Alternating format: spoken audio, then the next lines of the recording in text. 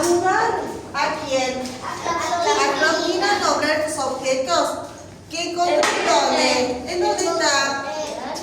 Hay un cactus. ¿Qué lugar En un está? desierto. En un desierto. ¿Y qué pasa en el desierto? Todo es cálido, seco, poca vegetación, pocos animales. Vamos a ver, vamos a pronunciar. ¿Qué dice acá?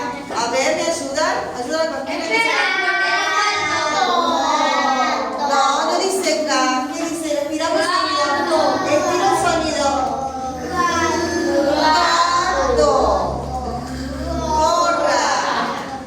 Guantes. Gacela. De nuevo. Ahí explico. Explico. ¿Escuchamos? Gato. Gorra. Guantes. Gacela. ¿Dónde está el gato? ¿Dónde está el gato? Acá está el gato. Solo nombrar. ¿Hay que hacer algo acá? No, solo nombrar. ¿Qué me mencionó? ¿Qué es esto? Gorra. Guante. Gacela.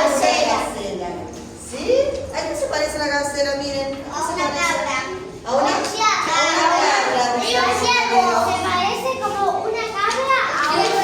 Y también a un ciervo también se parece.